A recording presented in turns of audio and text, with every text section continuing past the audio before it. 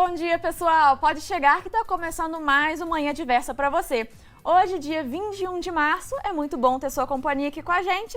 E bom dia, Roberta Hello. Bom dia, Mariana Zacaron, e bom dia para o pessoal de casa. Segunda-feira, a semana tá só começando e é claro que nós preparamos muita coisa legal para você. Hoje é o Dia Internacional da Síndrome de Down e esse vai ser um dos temas do nosso programa. Se você tem alguma dúvida, mande sua pergunta pelo nosso WhatsApp no número 32999397416. O outono começou neste domingo e ao vivo nós vamos conversar com uma climatologista sobre essa nova estação. E segunda é dia de resenha esportiva e você vai ficar por dentro das notícias do esporte com Gabriel Luterbach. E no quadro Bora Rangar, o chefe Arthur Veloso vai te ensinar a fazer um quiche de alho poró. Gostou do que nós preparamos para você? Então fica com a gente porque a Manhã Diversa está só começando.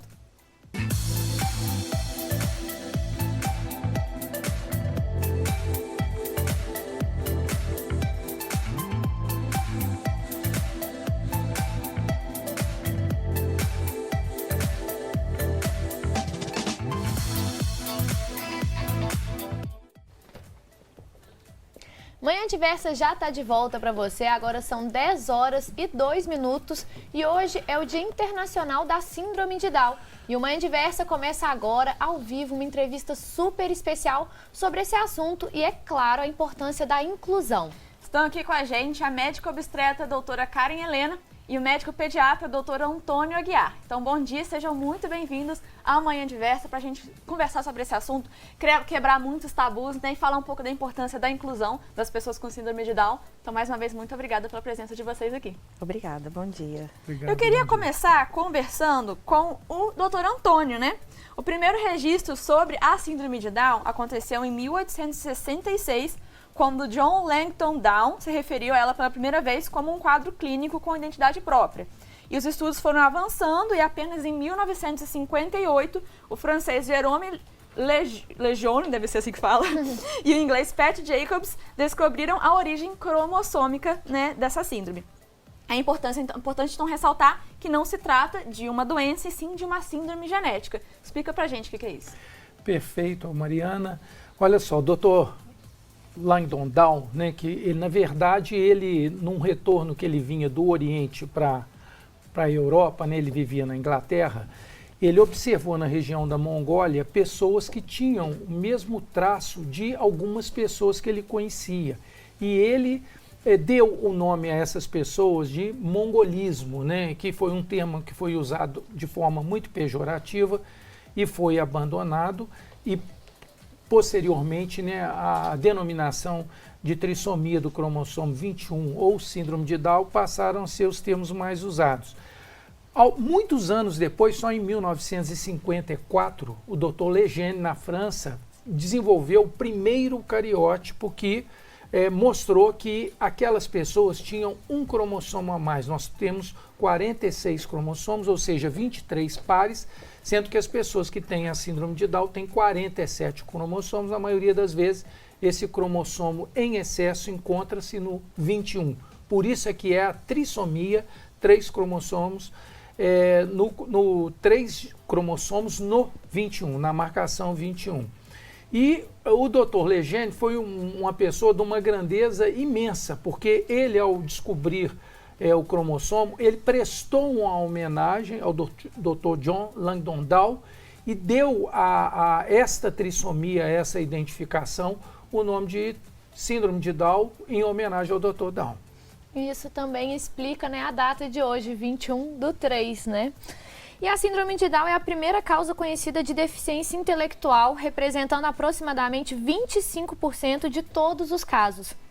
A deficiência intelectual é um traço presente em todas as pessoas com essa síndrome e de quais formas, né, essa deficiência ela pode se manifestar, doutor Antônio? É perfeito. A síndrome de Down, se a gente levar em consideração que a cada minuto nascem no mundo 18 crianças que vão ter algum tipo de alteração genética e que dessas alterações, em torno de 70% serão da síndrome de Down, por si só, nós entendemos a importância dessa trissomia, porque é um contingente populacional muito grande. E a síndrome de Down, ela tem, dentro da sua concepção da Constituição, em função da influência desse cromossomo em excesso, a deficiência intelectual como um dos pontos marcantes na síndrome de Down. Porém, essa condição, durante muitos anos, ela foi usada de forma estigmatizante. E nós hoje estamos mudando um pouco o curso dessas avaliações. Nós temos pessoas com síndrome de Down formando em cursos superiores, nós temos jornalistas com síndrome de Down, temos pessoas no grupo da moda, em universidades federais, o contingente é muito grande. Em função dessa condição, numa grande maioria das vezes, mais de 90% das vezes, está muito relacionada às intervenções precoces, que tem que ser feito nessas crianças. A grande questão e o grande segredo na síndrome de Down são as intervenções precoces. Já começa dentro da observação do obstetra, que vai acompanhar esse pré-natal, e no momento do nascimento, todas as abordagens têm que ser feitas no sentido de reverter essa condição, que hoje muito mais ela fica como uma condição muito mais preconceituosa, a síndrome de Down, do que uma realidade. E nós vamos conhecer agora a história do Daniel, que é formado em pedagogia e vai contar pra gente como que é a rotina dele. Olha só. É muito bom ver pessoas que têm síndrome de Down, que essas pessoas demonstram que tem realmente possibilidade de superar todas as barreiras, né? E que superam todos os tipos de preconceitos que tem, né, hoje em dia. Então, as pessoas com síndrome de Down são as pessoas que são puras, que conseguem realmente superar todas elas, né? Então, assim, a gente pode até generalizar as coisas, mas pessoas com síndrome de Down são pessoas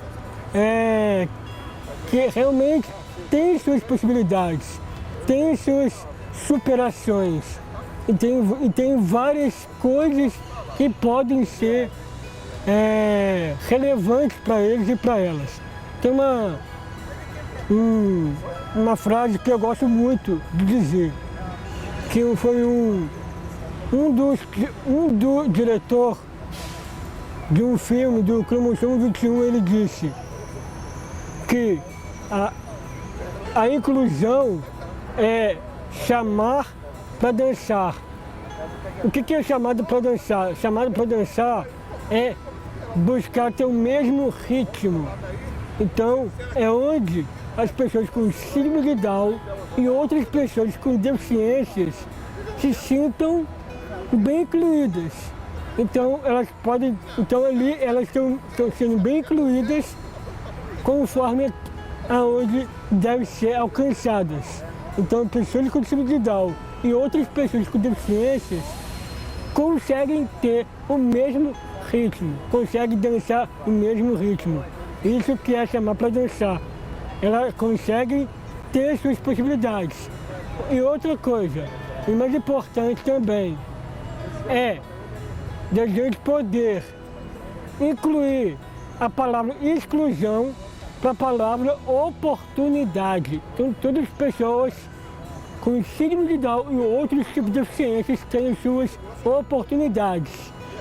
Eu escolhi essa profissão porque eu me identifiquei muito com meus sobrinhos e através deles eu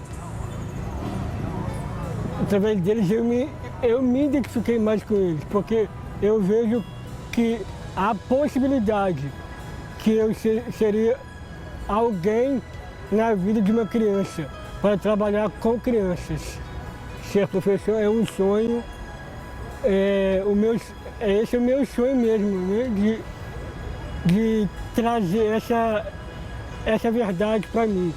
Que eu, graças a Deus, eu consegui buscar esse sonho, e é um sonho realmente, ser um professor.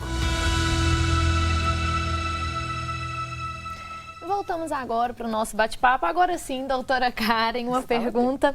É o seguinte, existe algum fator, algum hábito, né, que a mulher tenha durante a gravidez que pode levar o bebê a ter a síndrome de Down? A idade da mulher, por exemplo, pode influenciar? Quais são aí, né, esses fatores? Então, o grande fator é a questão da idade mesmo. Porque dizer que você faz alguma coisa durante o pré-natal que vai levar a ter síndrome de Down, isso não existe.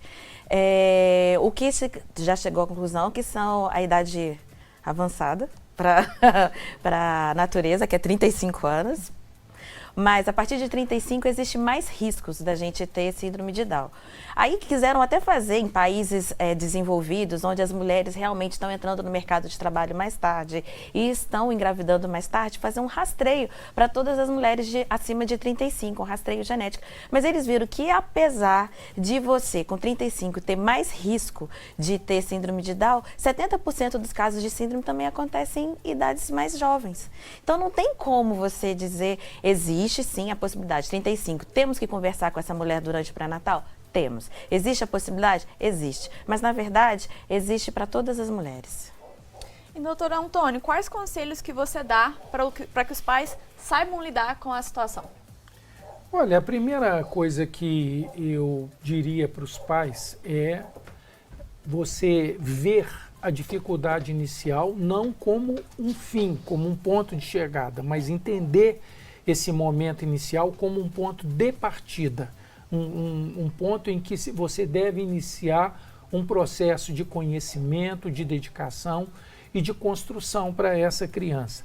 E aquilo que eu disse aqui inicialmente, as crianças com síndrome de Down, existem algumas características no neurodesenvolvimento que hoje são muito bem conhecidas e que elas podem ser muito bem atenuadas desde o início da vida dessas pessoas, né? Quando a gente fala estimulação precoce, a gente diz respeito a uma equipe multidisciplinar, principalmente na fase mais inicial, o fisioterapeuta e o fono, são dois pilares muito importantes no início da vida dessas crianças, mas também a observação daquelas condições que são intrínsecas à síndrome de Down e que podem interferir nesse desenvolvimento. A parte visual, por exemplo, a criança que tem a síndrome de Down, o cuidado com avaliações oftalmológicas devem se iniciar praticamente desde o nascimento. Nos primeiros anos, a gente faz essa avaliação praticamente semestralmente e depois, às vezes, a gente passa para anualmente, porque um percentual grande dessas crianças vai precisar de correção visual. E a síndrome de Down, o fator sensorial que mais facilita o aprendizado é a questão visual. Existe a questão, por exemplo, relacionada à tireoide, que a gente, em Juiz de Fora, a gente, no ambulatório de síndrome de Down, nós sempre tivemos crianças com diagnóstico muito precoce, antes da patologia em si instalada, né, que a gente chama de subclínico. Então, cuidados reais e rápidos e precoces com a estimulação, esses cuidados médicos, né, para avaliar eu citei apenas aí 2, existe uma série de outros fatores, e também o papel da família, que é muito importante, né, da exposição dessa criança, de sair com essa criança para a vida, para o mundo, não ter nenhum tipo de restrição, porque isto também é transformador. Isso daí faz com que essas crianças ganhem muito na qualidade de vida, no aprendizado e no desenvolvimento.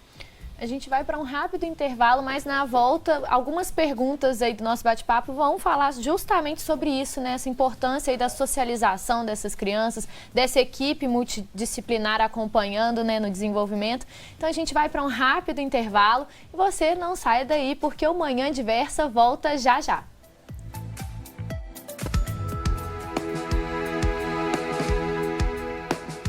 A partir de hoje, o Esporte Clube de Juiz de Fora vai funcionar como ponto de vacinação apenas aos sábados, das 8 da manhã à 1 da tarde. Durante a semana, a imunização contra a Covid acontece somente nas unidades básicas de saúde para toda a população vacinável. E quem tem mais de 60 anos pode vacinar no Departamento de Saúde do Idoso.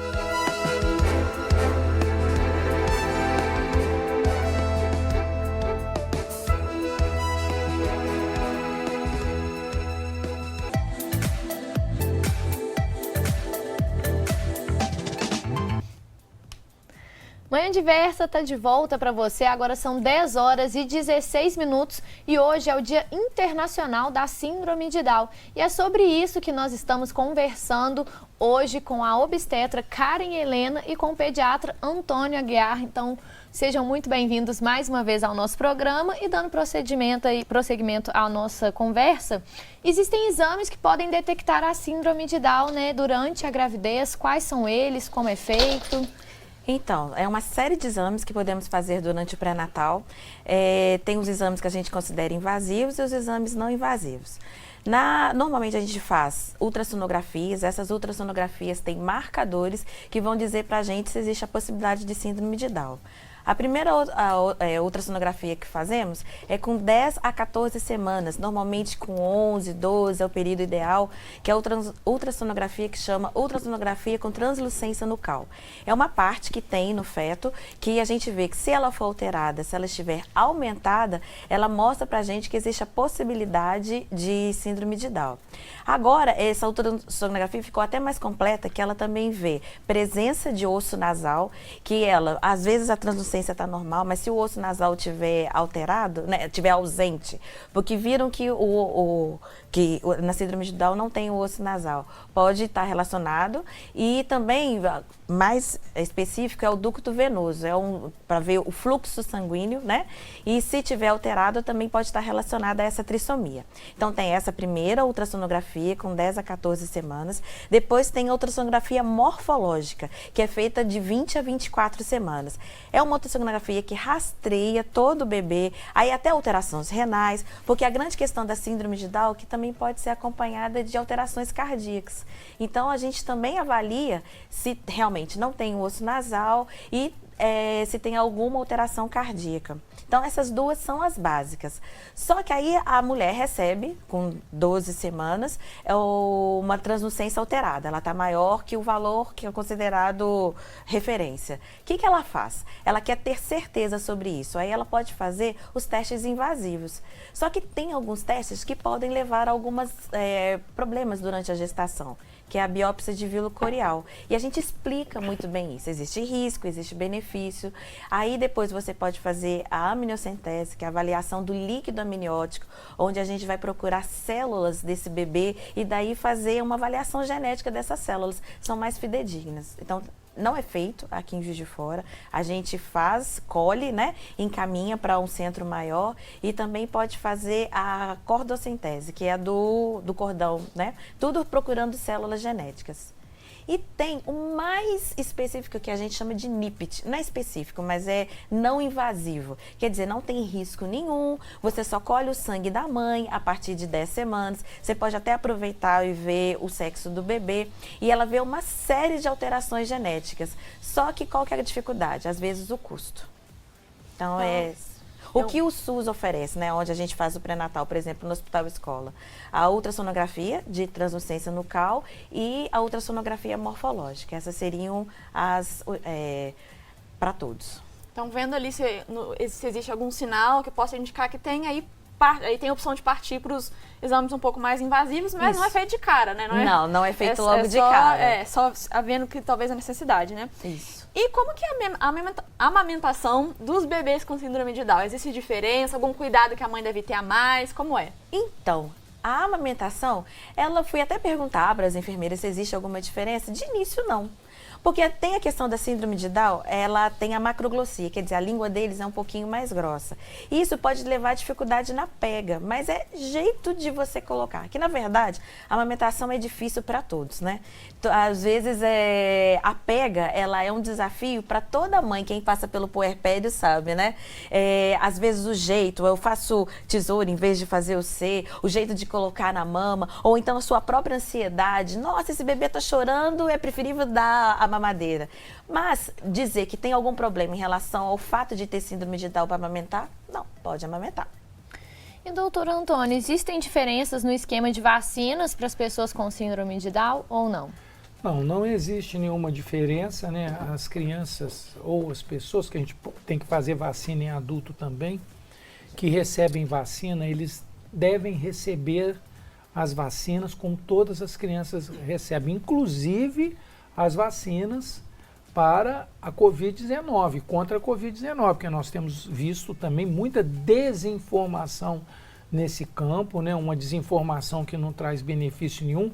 E a população que tem a síndrome de Down, eles têm algumas alterações na imunidade relacionadas principalmente a esse cromossomo em excesso, porque o cromossomo 21 ele tem uma função de imunorregulação muito importante para a função do organismo. E então essas crianças elas precisam mais ainda dessa vacina do que qualquer outra criança. Então não existe nenhum tipo de restrição. Como a Karen disse aqui, a amamentação também é tudo normal, né? É tudo normal. A gente não tem que ter um cuidado ou um procedimento diferenciado daquilo que é comum a todas as pessoas. E, doutor Antônio, a sexualidade, num geral, já é um tabu na sociedade. A síndrome de Down também é um tabu na sociedade. Quando a gente junta esses dois assuntos, então, a sexualidade de pessoas com síndrome de Down, a gente vê aí um tabu ainda maior. Como lidar com isso? A gente tem que usar, em primeiro lugar, informação e usar naturalidade. Isso é uma questão, né, cara, que às vezes a gente recebe, principalmente, né, quando eles vão entrando na fase da puberdade, o processo da masturbação, por exemplo, surge, e às vezes surge de uma maneira que a família ou a própria sociedade, né, aquilo que a gente disse aqui, não está preparada para aquela situação, e a gente tenta organizar essa questão. A primeira questão, que é a responsável pela maior parte dessas alterações que às vezes podem parecer de uma forma meio fora do normal, já ouvi isso, assim, porque eles têm a sexualidade exacerbada. Não, eles têm a sexualidade como todas as pessoas têm. A questão da síndrome de Down, a primeira delas é a questão do juízo social, que é uma coisa que tem que ser aprendida. A criança tem que ser ensinada ao longo da vida. E existe um outro modelo de abordagem das crianças, dessas pessoas, que é a naturalidade com que as famílias vão lidando com a exposição do corpo. Às vezes vai trocar uma fralda, uma menina maior, um menino, você não tem muito aquele cuidado da preservação. Às vezes isso é feito ali no meio da família e a criança ela vai se acostumando com essa naturalidade da exposição e quando aquilo acontece, ele lida com aquilo com a mesma naturalidade com que ele foi tratado a vida inteira. Então, isso é um processo de aprendizado, de educação. A gente deve discutir, conversar de forma muito abertamente com os pais, tentar mostrar que aquilo ali é uma reação que é própria das pessoas, da espécie humana, que não existe nada de excepcional e que aquilo ali acontece em função, na grande maioria das vezes, justamente por falta desse aprendizado, desse entendimento, desse contexto social, e a gente deve procurar dar essa orientação para as famílias. Na nossa experiência, que não é pequena, porque são muitos e muitos anos trabalhando, todas essas questões foram sempre muito bem resolvidas com a família e a vida sempre seguiu para eles com muita tranquilidade, com muita alegria. E para os papais e mamães, né, de filhos que têm síndrome de Down, é de extrema importância incorporar na rotina das crianças essas atividades recreativas, de socialização, como a gente já pincelou aqui um pouco sobre isso, né? Como que isso, então, pode incentivar, estimular e fazer a diferença nesse desenvolvimento psicomotor dessa pessoa, né? E aí essa pergunta eu deixo aí para os dois responderem. Olha, quanto mais estimulada essa criança for, melhor vai ser. Porque a questão do desenvolvimento tem muito a ver com estímulo também. Eu já tive uma paciente que ela tinha um filho e depois nasceu uma filha com síndrome de Down e eu brincava que o melhor fisioterapeuta dele era o irmãozinho. Porque esse irmão abraçou essa irmã de uma forma tão maravilhosa que brincava, estimulava e com isso foi, claro, ela tem todo o suporte por trás e daí ela conseguiu desenvolver de forma melhor, né? Então, assim, a gente colocar... Quanto mais natural você agir e quanto mais você estimular, é uma criança que, como o doutor Antônio disse, precisa de fonoaudiólogo, precisa de fisioterapeuta, e daí ela consegue se desenvolver de uma forma maravilhosa. E pode falar. Só para complementar o que a Karen está falando aqui, a criança, né, com síndrome de Down, a pessoa com síndrome de Down, ela é uma pessoa que ela precisa um pouco também de uma rotina, mesmo nessa condição da estimulação. porque a rotina faz com que esse aprendizado ele se consolide de uma maneira mais consistente e com isso daí você tenha uma produção de um nível de comportamento e de interação com mais segurança. Então, a orientação que às vezes a gente dá, que eu digo que terapia é igual prescrever remédio. Você não pode sair prescrevendo, não, vou te passar isso. Não é assim. A gente tem que ver o que a pessoa precisa e procurar a gente dirigir principalmente para aquelas necessidades que estão mais pontuadas. Por exemplo, a gente sabe que a hipotonia, 100% tem hipotonia. Então, assim, esse tipo de estimulação é uma estimulação, por exemplo, que é generalizada. Mas, por exemplo, nem toda criança, por exemplo, vai precisar de um tipo de estimulação para comunicação e interação social tão intenso como as outras crianças. Então, isso daí tem que ser feito individualizado e pensando sempre nisso, né? De que a produção da rotina, nós vivemos de rotina, né? A gente às vezes fala mas a vida nossa é uma rotina, 90% do tempo, e quando muito de nós foge de uma rotina, a pessoa tem dificuldade de se adaptar a um outro momento. Então é a mesma coisa com eles, a gente ter isso em mente para que você também não exponha demais essas crianças a um tipo de, entre aspas, de estimulação que às vezes não traz para ela aquele resultado que a gente espera e que é o melhor para eles. Doutora Karen, doutor Antônio, a gente queria agradecer muito a participação de vocês aqui. Hoje, infelizmente, o nosso tempo acabou, mas esse é um assunto tão importante, né? Eu tenho certeza que já deu para esclarecer muitas coisas para o pessoal de casa, para a gente também, né? A gente precisa falar sobre esse assunto, precisa quebrar os tabus, esclarecer, né? Como foi tão bem esclarecido por vocês aqui hoje, existem muitos mitos ainda que rondam, né? A síndrome de Down. Então, muito obrigada pela participação de vocês aqui hoje, nesse dia tão importante. A gente espera receber vocês aqui mais vezes. Obrigada. Nós agradecemos, Mariana, Roberta, parabéns pela TV Diversa, de estar trazendo esse tema, discutindo esse tema da maneira que eu acho que tem que ser discutida, né, de uma forma humanista, mas também técnica, né, Karen? Buscando a informação com precisão para as pessoas. Parabéns para vocês. Obrigada. Daqui a pouquinho tem Bora Rangar aqui no Manhã Diversa. E hoje é a segunda sem carne. E vai ter receita de quiche de alho poró. Agora são 10 horas e 29 minutos. Não sai daí.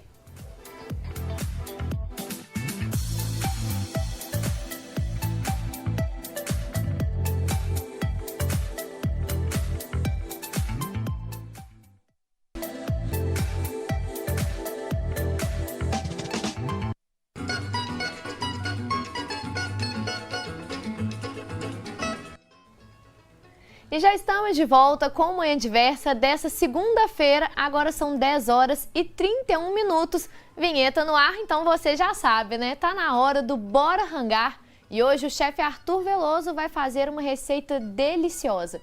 Quiche de alho poró. Claro que eu e Mariana estamos super felizes, né? Vamos lá pra cozinha, porque, Arthur, eu tô gostando, tô amando esse movimento da segunda sem carne. Eu e o Roberto aqui estamos, a gente sempre fica pensando, será que segunda vai ter coisa sem carne? Muito feliz e parece uma delícia esse quiche, hein? É essa quiche. Essa quiche tá saborosa, ô Mari. Saindo da lógica da quiche Lorraine, né, que é com bacon, a gente vai fazer para poder manter a segunda sem carne.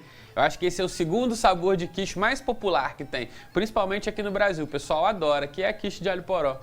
É bom demais mesmo, então bora rangar. Bora rangar então. Muito bom dia, sejam bem-vindos mais uma vez à Cozinha do Manhã Diversa. Eu sou o chefe Arthur Veloso e hoje no Bora Rangar você vai aprender a fazer quiche de alho poró. Papel e caneta na mão, celular para tirar a foto da tela que eu vou colocar os ingredientes aí para vocês poderem acompanhar. Para fazer essa quiche de alho poró, você vai precisar de, para massa, 500 gramas de farinha de trigo, uma pitada de sal, 200 gramas de manteiga sem sal gelada, uma gema e 100 ml de água gelada. Para o recheio e para a montagem da nossa quiche, a gente vai precisar de 2 xícaras de chá de creme de leite fresco, 480 gramas, 4 ovos, um ramo de alho poró picadinho, uma xícara de chá de queijo meia cura ralado grosso, noz moscada ralada na hora a gosto, sal e pimenta do reino moída também a gosto. Esses são os ingredientes aí pra gente poder preparar essa quiche. A gente vai começar pela massa. Enquanto eu faço a massa aqui, vou até tirar minha aliança, porque vou botar a mão na massa. Eu vou te contar um pouco da história dessa receita. Essa massa que a gente vai fazer aqui, ó, Primeiro eu vou passar para o bol aqui a farinha. Essa massa que a gente vai fazer, ela é conhecida na França como pâte brisée. Essa massa é uma massa muito tradicional para quando vai se fazer torta, tanto doce quanto salgada. A diferença é que quando ela é doce, você vai colocar um pouco de açúcar e vai tirar e pode até colocar uma pitada de sal, reduzindo um pouco. Ó, vou caprichar no sal aqui, porque como é uma receita salgada, a gente quer que a massa tenha personalidade. E eu vou colocar um pouquinho de pimenta do reino nela também. Os franceses jamais colocariam pimenta do reino preta nessa receita, eles preferem a branca. Eu tenho que confessar que eu não gosto muito de pimenta do reino branca, eu evito. É um ingrediente mais difícil de encontrar, ele tem um sabor diferente que me incomoda um pouco. Eu prefiro a pimenta do reino preta e aí eu uso para massa. Não importa se é coisa branca, se é peixe, eu não tô nem aí, eu coloco pimenta do reino preta mesmo. Mas aí se vocês quiserem usar a pimenta do reino branca, que seria o mais tradicional aqui, você vai colocar ela. Olha só, eu tô adicionando aqui a manteiga, que eu cortei em quadradinhos, tá? Toda a manteiga da massa, ela tá gelada, isso é muito importante sempre quando for fazer essas massas francesas de torta. Manteiga gelada, porque isso vai conferir mais crocância pra gente. Mas aí eu tô falando de França, falei aqui o nome chique em francês, né? Essa receita original, o nome dela leva um nome francês que é quiche Lorraine, mas quiche, na verdade, é uma palavra de origem alemã, vocês sabiam disso? Ela vem da palavra Kuchen, que em alemão significa torta. Então, na verdade, é uma torta, só que eles afrancesaram o nome. E por que tem essa confusão? É francesa ou é alemã essa receita? O que acontece é o seguinte, essa receita surgiu lá no século XVI, na região da Alsácia-Lorena. E nessa época, essa região que hoje está na França, ela pertencia à Alemanha. Ela só foi anexada ao território francês em 1945, depois da Segunda Guerra. Então, é uma receita franco-alemã, vamos assim dizer, né? Olha aqui, ó, com a ponta dos dedos a gente vai começar a dissolver a manteiga, apertando assim, ó, aqui dentro dessa massa, tá? Isso é muito importante porque aí a gente vai conseguir dissolver a manteiga. Se você derrete a manteiga antes, ela mistura mais fácil aqui, concorda comigo? Mas a questão de entrar com ingredientes gelados na massa de torta faz com que ela fique uma torta mais quebradiça, mais com textura de biscoito mesmo.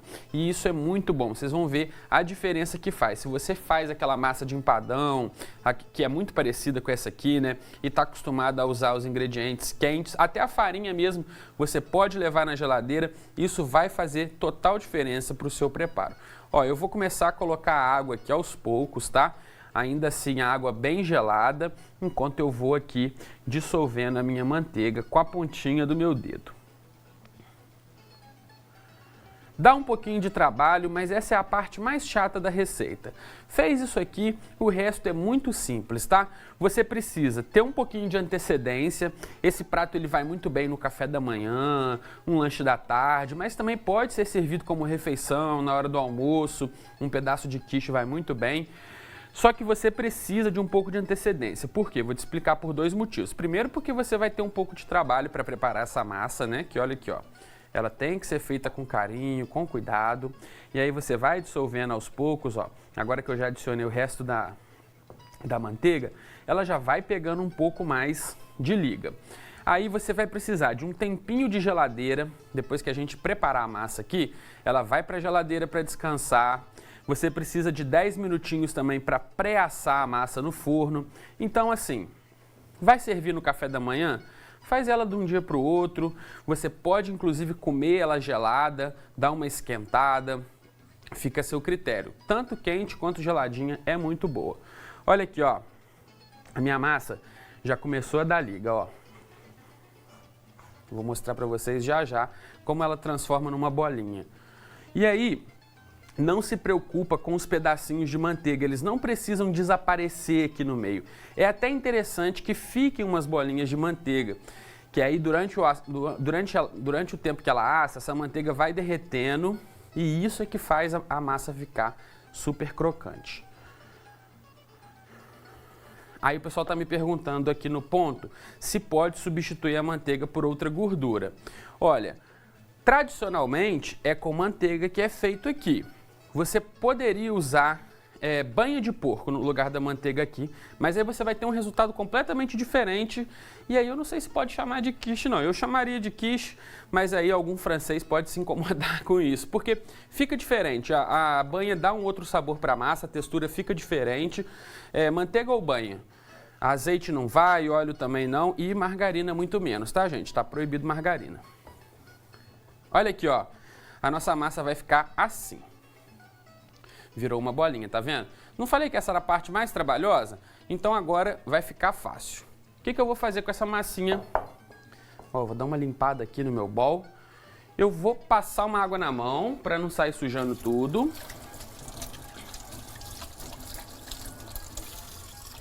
Agora é o seguinte, ó, a gente vai pegar o plástico filme PVC e vai envolver a nossa massa para levar ela para a geladeira.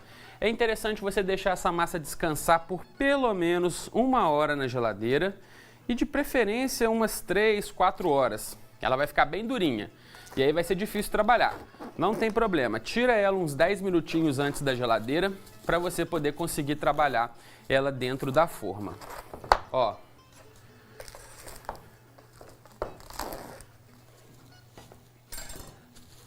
Envolveu ela assim, leva para a geladeira e deixa ela descansar lá.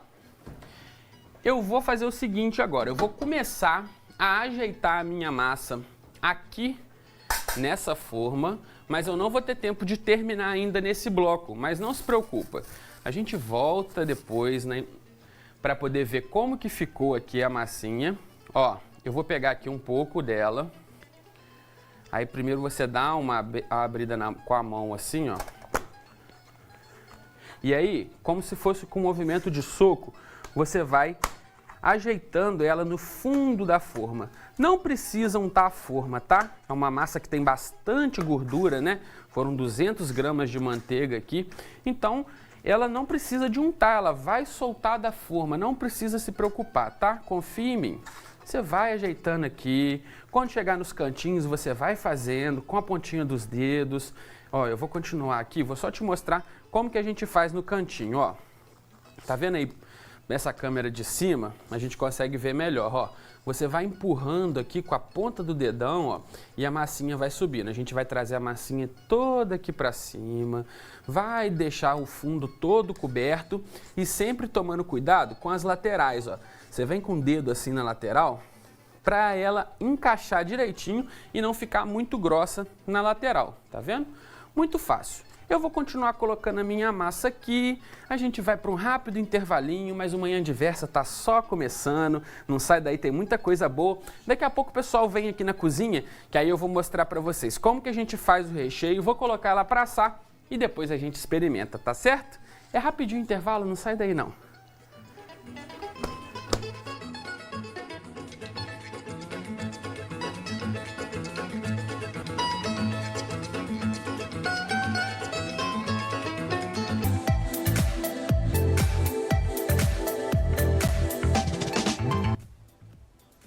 O governo federal anunciou a liberação de novos saques do Fundo de Garantia do Tempo de Serviço, o FGTS. Sobre esse assunto, a gente vai conversar ao vivo com o Netinho Rocha. Então, Netinho, bom dia para você. Hoje você não está aqui no estúdio com a gente, mas está participando do programa. Quem que tem direito a esse saque? Conta pra gente. Bom dia, meninas. Bom dia para o pessoal de casa. Olha só, tem direito ao saque trabalhadores com carteira assinada. Eles vão poder retirar até R$1.000 a partir do próximo mês.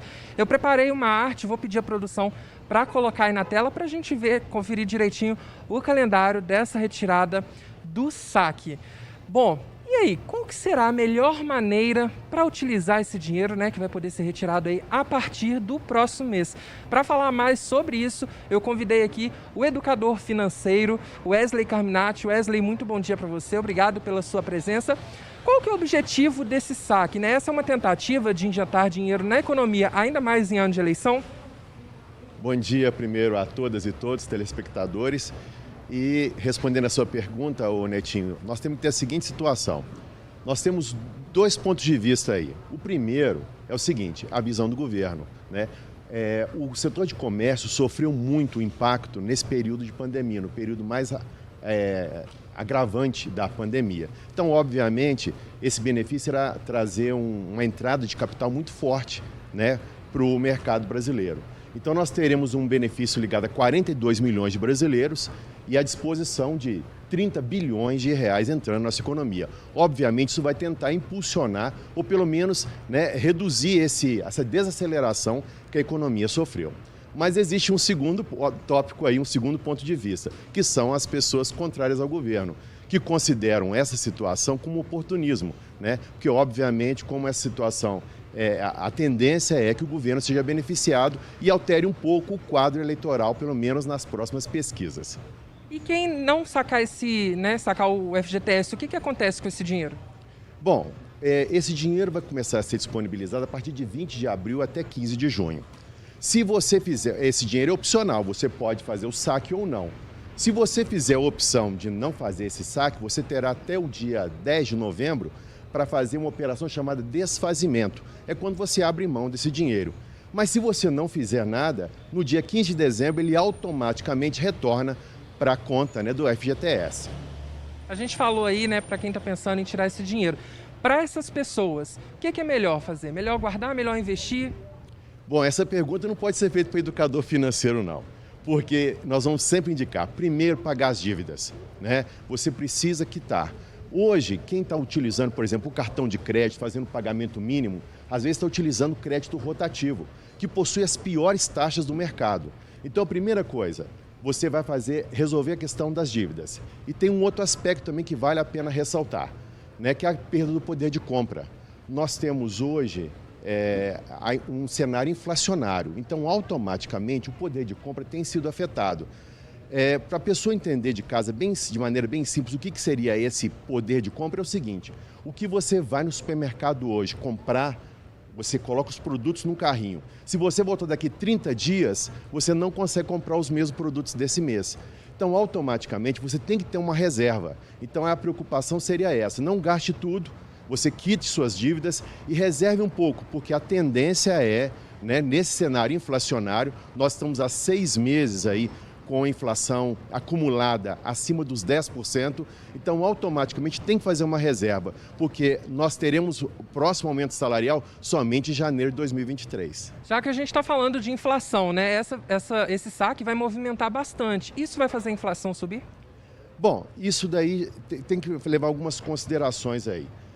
Já foi feito esse cálculo que em torno desses 30 bilhões que entrarão, na verdade 20,9 bilhões que irão para o comércio. Os outros serão para pagarem dívidas antigas aí, às vezes o brasileiro pode estar envolvido com elas. Então, desses 20,9 bilhões, essa pesquisa foi analisada em cima de cenários anteriores, mas hoje nós encontramos uma economia envolvida mais pela inflação, então talvez nem chegue esse valor todo. E provavelmente as pessoas vão ter uma dedicação maior aos produtos básicos. Então, com certeza, quem deve sair um pouco mais do benefício são os supermercados, onde as pessoas vão poder comprar produtos, atualizar a sua cesta básica. Agora, só um detalhe importante: a gente pede muito que as pessoas pesquisem. Né? Você tem esse poder, hoje você tem a internet, então faça isso. Pesquise, descubra os melhores produtos para você não jogar o seu dinheiro fora, porque o dinheiro hoje está tendo um custo muito alto. Excelente, Wesley, muito obrigado, viu? Então é isso, meninas, aproveitar o dinheiro, aproveitar esse saque, né, do FGTS e quem tem direito aí, aproveitar o momento. Meninas, é com vocês. Muito obrigada, Netinho, pela sua participação.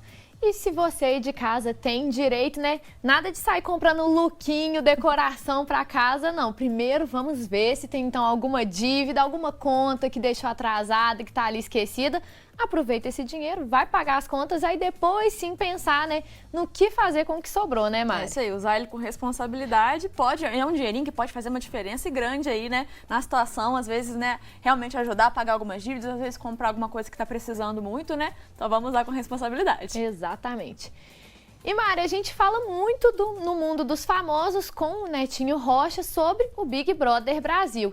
E quem acompanha sabe que dentro da casa existem 2 grupos: VIP e a xepa, e quem fica na xepa precisa se contentar com a alimentação e com o cardápio, que são bem restritos. Pois é, e com essas restrições, será que é possível se alimentar bem estando na xepa? A nossa equipe conversou com uma nutricionista que explicou melhor pra gente. Vamos acompanhar. Olá, aqui é a Isa Polastri, eu sou nutricionista e hoje eu vim aqui no mercado para conversar com vocês sobre os alimentos da Xepa, do Big Brother Brasil. Hoje a gente vai conhecer quais os alimentos estão disponíveis para o pessoal da Xepa e também descobrir se essa alimentação é nutritiva, se dá para comer bem com o que eles têm ali na Xepa do BBB. Vamos lá?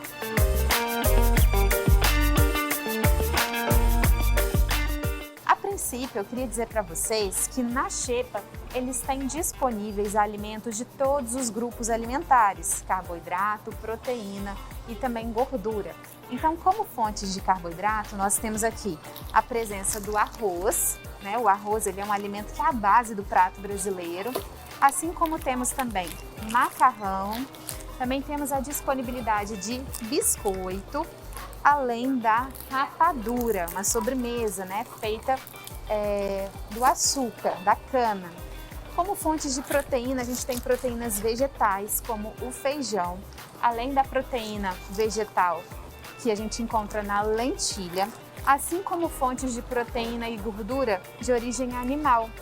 Nós temos a moela, que por mais que seja uma carne considerada uma carne de segunda, ela contém um grande teor de proteína, quase 30 gramas de proteína a cada 100 gramas de moela. Temos também os ovos, que rendem preparações muito versáteis, então dá para brincar bastante com o consumo dos ovos.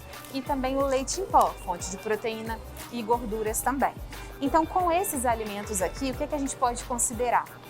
Que eles até conseguem, né, um pouco de saciedade, provisão proteica, lipídica, para que eles tenham uma alimentação de base que traga para eles o mínimo que eles precisam para se nutrir, mas vocês podem perceber que falta aqui no carrinho a presença de vegetais. A Organização Mundial da Saúde recomenda que ao longo do dia a gente consuma 5 fontes de vegetais, dentre frutas, legumes e verduras. Então, se os participantes tivessem acesso aos vegetais, eles poderiam complementar a alimentação deles, alcançando mais saciedade, já que esses vegetais possuem fibras, como as frutas com casca, com bagaços, vegetais folhosos, os legumes crus. Eles também poderiam ter um melhor funcionamento intestinal, já que a presença dessas fibras no intestino faz com que as bactérias boas se reproduzam, trazendo também uma boa produção hormonal de neurotransmissores, propiciando para eles mais felicidade. E através dessas fibras e minerais e desses legumes, verduras, eles teriam vitaminas, minerais, para que eles não passem por nenhuma deficiência nutricional. Então, dependendo do tempo que esse participante vai ficar na casa, dentro da Xepa, ele pode sim ter deficiências nutricionais. Muitos participantes às vezes até brigam, né, porque acham que falta comida e que eles passam fome. Definitivamente, se a gente pudesse fazer uma melhor combinação aqui, eles estariam mais saciados. Então, no biscoitinho, por exemplo, o ideal seria a gente ter um patê com sardinha, com frango desfiado, com cenoura ralada, azeitona, tomate, para que eles tivessem uma refeição completa, né? Aqui no macarrão, por exemplo, seria legal ter brócolis, tomatinho, cereja, para que também alcancem, né, uma refeição que seja mais completa, mais nutritiva, que dê mais saciedade. Junto com a moela, né, talvez vegetais que possam temperar essa moela. Então, a presença do limão, para fazer um temperinho gostoso, algumas ervas desidratadas, salsa, cebolinha fresca, enfim, coisas que complementariam, né? Os ovos poderiam ser muito utilizados junto com os vegetais em omeletes, omelete de espinafre, omelete com tomate e cenoura, seria uma combinação perfeita, né? O leite ele poderia ser batido com frutas, leite com banana, leite com morango, leite com abacate, o que aumentaria a saciedade e a provisão de vitaminas e minerais para esses participantes, né? A lentilha, por exemplo, ela fica ótima em um molho bolonhesa com tomate, como recheio de um escondidinho de batata. Então, com os vegetais, eles alcançariam, sem dúvida, uma qualidade nutricional muito maior. Eu espero que essas dicas tenham te ajudado também a refletir sobre a alimentação da sua casa, se ela tem sido completa e nutritiva para você. Um abraço e até mais!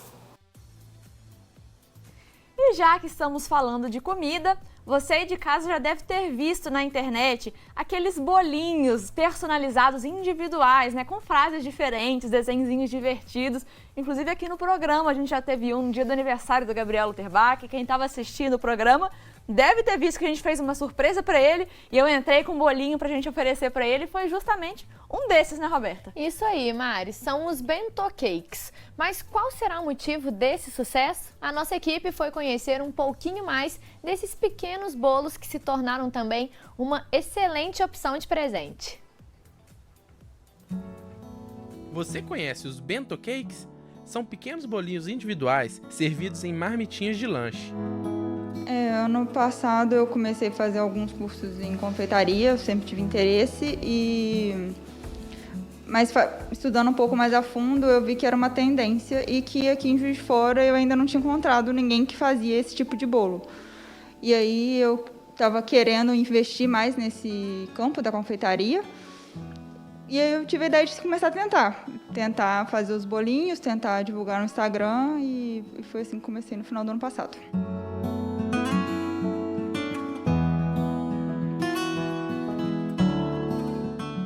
O bolo em si é bem simples, assim, é um bolo comum com a massa fica a critério, né, de quem está fazendo. Eu faço normalmente com a massa de chocolate e com a massa branca. Então são 2 tipos de massa padrão que a pessoa pode escolher.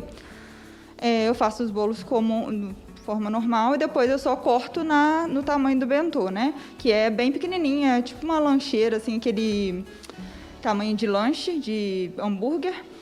Só que, no caso, eu uso uma embalagem que é biodegradável, eu acho que é mais favorável ao meio ambiente, inclusive. E o recheio também são poucas opções, são 4 opções de recheio, é brigadeiro meio amargo, doce de leite e o de cream cheese. Então, são todos fáceis. O mais complexo é a parte da decoração, que aí depende muito dos desenhos que os clientes me mandam e também do que tem que escrever, se tem muita cor, porque aí tem a parte de colorir a cobertura, que eu uso buttercream. A Laís trabalha com a venda de bentôs há cerca de 4 meses e conta que as vendas têm sido principalmente entre jovens.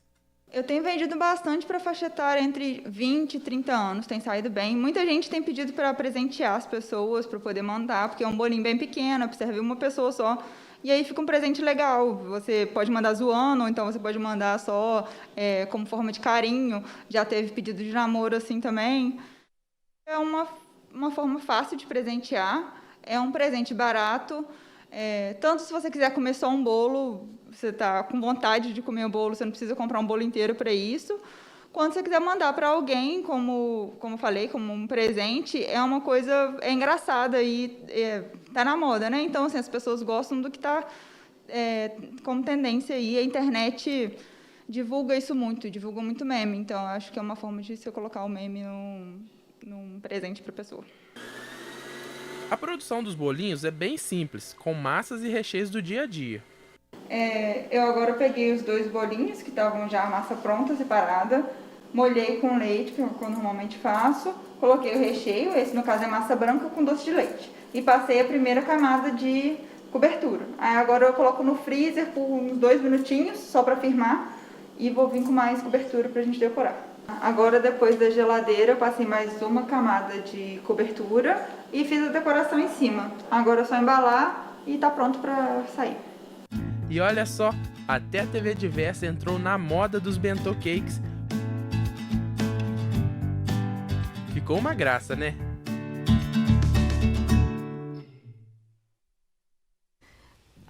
Já vimos aí na reportagem também que mostrou que a Roberta já ganhou um desse, né, Roberta? No meu aniversário, minha amiga. E é bom que dá para presentear, por exemplo, foi uma amiga minha de Belo Horizonte que mandou aqui para a TV no dia do meu aniversário. Então ela ligou, né, encomendou. E fica um ótimo presente diferente, né, Mari? Com certeza, dá pra botar uma mensagem divertida em cima, uma piada interna, um meme, ou então só uma mensagem de carinho mesmo, como ela falou. Com certeza é uma opção de presente super legal, além de ser super gostoso, né? Combina ali com a ocasião do aniversário, mas com outras ocasiões também, né? Comemorações, enfim. Super legal, né? Sim, e criativo. Isso aí. E olha só, já que a gente tá falando de comida mais uma vez, vamos dar um pulinho lá na cozinha para ver como tá ficando a massa da quiche que o Arthur tá fazendo. Ele queria mostrar pra gente como tá ficando. Arthur, mostra essa massa aí, tá bonito, hein? Vamos lá, Mari. Olha só, a gente terminou o primeiro quadro do Bora Rangar, eu tava começando a colocar ela aqui na forminha, certo? Isso aí. Eu tô usando uma forma de fundo removível, gente. Aí eu já acabei de espalhar ela todinha aqui, agora eu vou só tirar, ó. Vou pegar a faca, o meu forno já tá pré-aquecendo a 180 graus. Eu vou tirar aqui, ó, com a faca, essa rebarba que ficou aqui, tá vendo? E aí a gente vai levar ela para assar por 10 minutinhos, é como se a gente vai dar só uma pré-assada nela antes da gente colocar o recheio e aí finalmente conseguir assar a nossa quiche, tá? Só com uma faca, ó, você vem aqui, tira toda a rebarba e bota ali no forno. E aí 10 minutinhos depois é só rechear. Bom demais, Arthur. A gente vai deixar você aí trabalhando então nessa quiche. Depois tem mais Bora Rangar com a finalização. Então gostei de ver o capricho nessa quiche, hein? Tá certo, então daqui a pouco a gente volta para experimentar, Roberta. Valeu demais. E já deu para perceber que o outono chegou com tudo, né? Será que esse outono é quase um inverno, Mariana? É o que a gente vai conversar no próximo bloco com uma climatologista. Então não dá para sair daí, a gente vai para um rápido intervalo e a gente volta já já.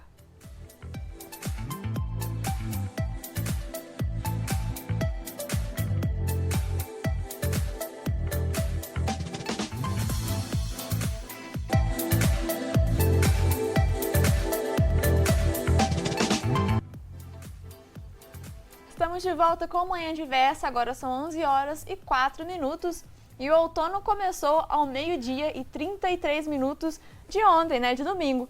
E com ele chegaram também as temperaturas mais baixas. E para conversar com a gente sobre a previsão de como deve ficar o tempo durante os 3 meses dessa nova estação, já está aqui com a gente a climatologista Cássia Martins. Então, bom dia, Cássia, seja muito bem-vinda ao Manhã Diverso. Bom dia. Então, o outono chegou, deu as caras, chegou a vez dele, né? Dia 20 de março, ao meio-dia e 33 minutos, e se estende aí até as 6 horas e 14 minutos do dia 21 de junho. Quais são as características dessa estação? O outono, né? Vou falar em termos, né, da climatologia do outono.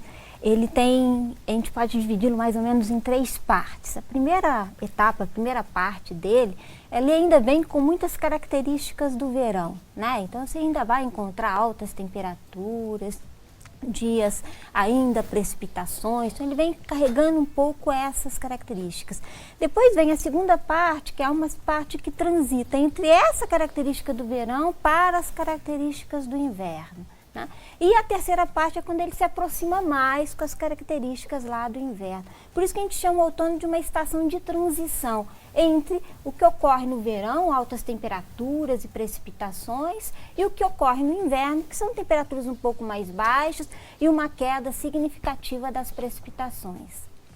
E esse outono, ele vai fugir muito desse padrão por causa do fenômeno Laninha? O que a gente pode esperar nesse sentido? Bem, a Laninha, né, ela atua, né, tem uma previsão de que ela vai atuando ainda durante esse outono, mas ela começa a perder um pouco a sua atividade e ela vai influenciar mais, né, no outono do norte, nordeste e do sul do país. No sudeste, essa influência ela é um pouco mais restrita, mas se enfatiza, né, que você vai ter provavelmente uma precipitação em torno da média. Parece que junho vai ser um pouco mais úmido, mas não é uma umidade do verão, é uma umidade um pouco mais elevada, mais lá, com as características de inverno, e ela vai também talvez interferir nas outras regiões, principalmente ali no centro-oeste. Mas se a gente falar mais especificamente do sudeste, né, a gente vai ter uma interferência mais baixa dela. E Cássia, já que estamos falando então da Laninha, esse é um fenômeno caracterizado pela junção de opostos. De um lado, seca extrema, do outro, temporais e enchentes. E essa instabilidade no clima tem efeito imediato na produção agrícola. E as perdas nessa área já são sentidas em estados do sul e do centro-oeste do Brasil. Vamos conferir. Chuvas em excesso em algumas regiões. Bahia, Minas Gerais. Seca que castiga outras partes do país, como o Rio Grande do Sul. O fenômeno natural Laninha tem mexido com o clima do Brasil e de vários países do mundo. A Laninha, ela se caracteriza pelo resfriamento, né, de parte das águas do Oceano Pacífico Equatorial ali, que ele altera as movimentações das massas de ar e a frequência da ocorrência de chuva. Então, altera o padrão de distribuição além daquilo que seria a normalidade. A falta de chuvas no estado do Mato Grosso fez com que seu Cesário perdesse boa parte da plantação. Sem chuva não tem agricultura, não existe agricultura. Nós já temos as contas para pagar. Nós da soja perdemos 80% da produção. Eu ia colher 100, colhi 20. Segundo dados da Confederação Nacional da Agricultura, houve redução de mais de 24 milhões de toneladas na primeira safra de milho deste ano. As lavouras de arroz viram a produtividade cair 10% menor em comparação a 2021. E as plantações de soja também registraram quedas. Foram colhidos 14% menos grãos em comparação ao ano passado. Essa redução de potencial, que a gente teria uma safra aí muito próxima de uma safra recorde, que inicialmente ela era estimada, né, de grãos como um todo, de 291 milhões de toneladas. Essa redução de potencial em valores monetários hoje ela está superior a 90 bilhões de reais. E os prognósticos climáticos não animam os produtores rurais. O Laninha pode se estender por todo o outono e chegar também ao inverno. Esses fenômenos têm escala anual, né? Porém é que a gente estava com o fenômeno da Laninha há um ano atrás, né? E aí ele entrou, aí terminou o fenômeno, né? Entrou no período de neutralidade. E aí, depois do período de neutralidade, voltou de novo o fenômeno da Laninha. Né? Então, a gente está mais de 2 anos com o fenômeno da Laninha. Mas para quem depende da lavoura, não há outra saída. Se eu tiver a semente, o fertilizante, o defensivo, o herbicida e a máquina para colher, eu só posso fazer plantar. Correr o risco. Como a gente já falou, né? Não tem como generalizar, porque o Brasil é um país muito grande e que esses fenômenos influenciam cada região de um jeito diferente. Você mesmo falou que aqui, né, na nossa região sudeste, o efeito da Laninha é um pouco menor, mas ainda assim ela está presente. É bom a gente entender o que é, entender os efeitos dela, né? Mas o outono chegou ontem e aqui, pelo menos em Juiz de Fora, já chegou com um friozinho, né? Eu queria saber o que a gente pode esperar para esse outono e inverno. O frio já chegou de vez ou é só uma frente fria que vai embora? Vamos ter muito frio? Como que vai ser? Exato. Uma das características do outono é que a gente vai ter, né, uma maior incursões dessas frentes frias, né? Então elas chegam com mais frequência, né? E sucedendo à frente fria, nós temos as massas de ar polares, né? Que são essas onde a gente tem de fato aquela característica com as temperaturas mais baixas. É interessante perceber que as frentes frias é o principal elemento causador de chuvas nesse período do ano, principalmente no outono e no inverno, principalmente ali no sul e sudeste brasileiro. Então, você tem uma entrada muito grande carregando isso. E nesse deslocamento que a frente fria vai fazendo, ela vai provocando chuvas, né? Então, por exemplo, ontem choveu, né, e foi muito anunciada as chuvas em Petrópolis, né, e todos os impactos atrelados a ela. E hoje chove em Juiz de Fora, que está relacionado a esse processo, a esse deslocamento da frente fria. E Cássia, você já separou aí o outono, né, nessas 3 fases. O mês de junho pode surpreender com excesso de umidade em relação, né, aos padrões aí normais do mês. Qual que é o motivo de talvez essa umidade maior em junho?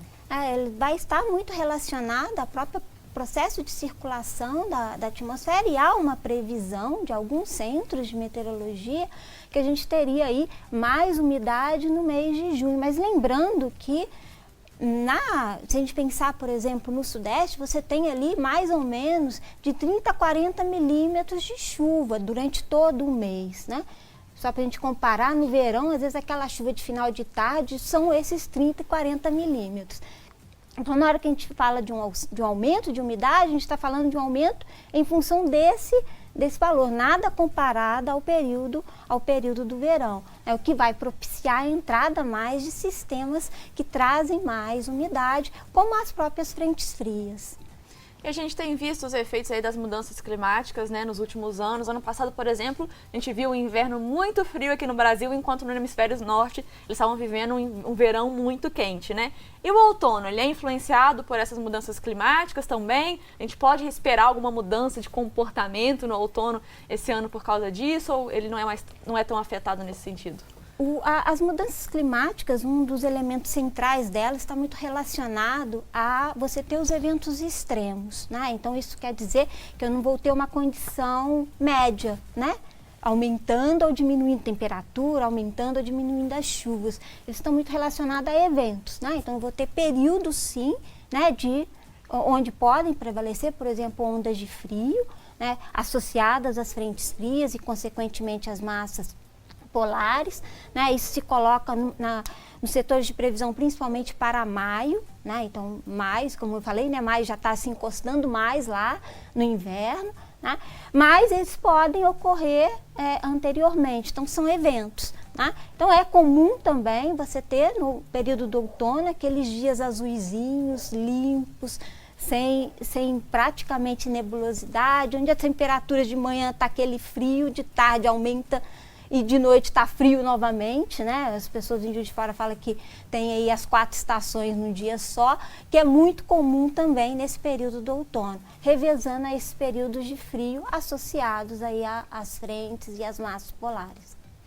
E Cássia, como nós estamos falando sobre o tempo, vamos voltar então a falar com o Netinho Rocha, que está ao vivo no centro de Juiz de Fora. Então, Netinho, mostra pra gente como que tá o tempo aí. Tá passando frio no centro ou não?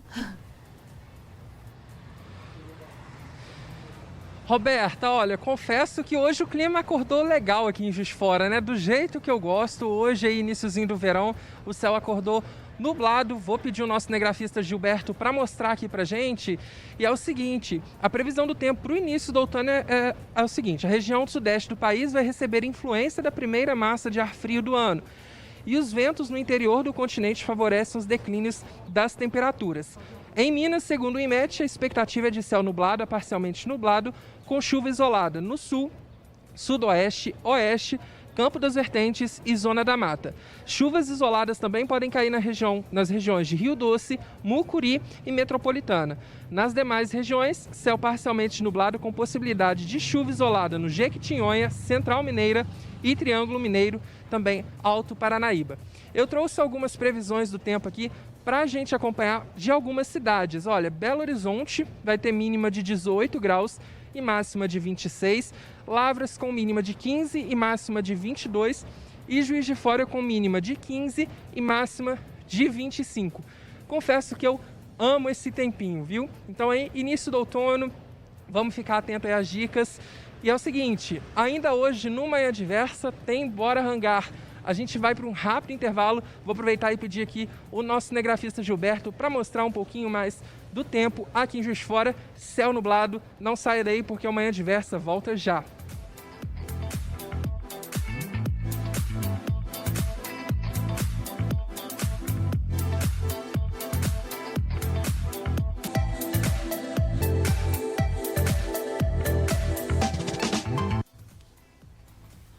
E aqui no estúdio a gente volta a falar sobre o tempo. O outono chegou, começou nesse domingo, essa nova estação.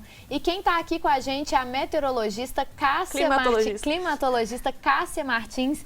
Cássia, depois das chuvas intensas, né, que a gente, infelizmente, a gente viu o estrago que fez em Petrópolis, Minas Gerais também sofreu, né, no início do ano. Aqui em Juiz de Fora, pelo menos, a gente não teve aquelas famosas São as Águas de março fechando o verão, né? Acabou o verão e a gente costuma achar que ainda vem chuva. Igual você falou, ontem em Petrópolis a gente já está acompanhando, né, que teve uma chuva forte, enchente. A gente pode esperar mais chuvas para esse mês ou vai ser essa chuva, como você já disse, né, no primeiro bloco, que não é essa chuva forte, os 30 milímetros que você falou. Como que está essa questão da chuva, então, para essa nova estação? O outono ele se caracteriza com um declínio das precipitações, né? Isso, como eu coloquei, a gente pode ter alguns eventos ainda de precipitações mais intensas, mas eles tendem a diminuir drasticamente quando comparados aos eventos que ocorrem aí aí durante o período de verão. Então a tendência no outono é de diminuição. Então, naquelas 3 partes do outono, a primeira parte a gente ainda tem um volume maior de precipitação, agora final de março, abril, já entrando final de abril, maio, diminuindo significativamente aí as precipitações, entrando também no inverno com menos precipitação ainda. E dizem as sabedorias populares, né, que os meses recomendados para podar árvores são os que não têm a letra R, ou seja, maio, junho, julho e agosto, que são justamente meses do outono e do inverno. De que forma que essa estação influencia a vegetação da nossa região? As folhas caem no quintal? Pois é, a gente tem uma vegetação, né, se a gente colocar em termos nativas, né, que a gente chama de semidecidual, né? O que significa isso? A gente tem um percentual das árvores que perdem as folhas, né? Mas o que mais a gente vê, né, principalmente nas áreas urbanas, nas cidades, é uma vegetação que é introduzida, que não é nativa. Aquela árvore que está no quintal, a árvore que está no passeio da rua, ela é uma árvore que é ali, né, foi introduzida, ela não é nativa e, portanto, ela normalmente não vai perder as folhas aí durante o período do inverno. E ao contrário, né, do que a gente tem lá nos países temperados, onde a queda das folhas se dá exatamente pela redução das temperaturas, né, e aí a gente está falando de uma redução que vai a nível, né, negativos. A gente aqui, essa queda, ela vai estar muito relacionada ao estresse hídrico, né? Isso quer dizer que ela fica com uma deficiência na água e ela perde as folhas para minimizar esse estresse. Cássio, eu queria só pedir para você dar uma arrumadinha no seu microfone, parece que ele entrou para dentro da sua blusa, é isso, perfeito. E nessa época é mais comum também o desenvolvimento, né, e agravamento de doenças respiratórias.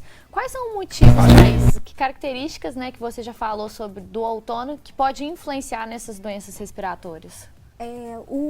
Ela está muito atrelada às precipitações. O que acontece quando chove? A chuva ela é como se estivesse lavando a atmosfera, ela tira os particulados, a poeira em suspensão, né? Então ela limpa a atmosfera.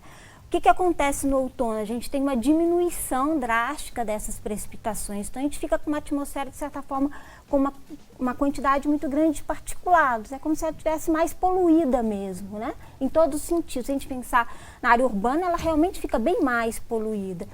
E a gente vai inalando isso, né? Na hora que a gente está respirando, a gente inala isso. E isso gera, portanto, mais as rinites, né? Mais os problemas respiratórios.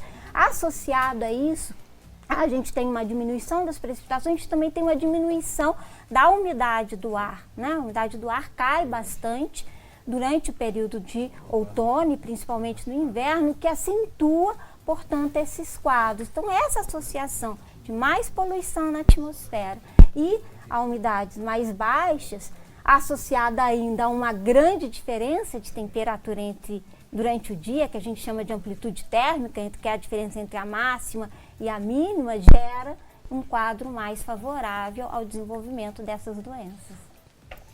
Para a gente concluir nossa conversa, então, né?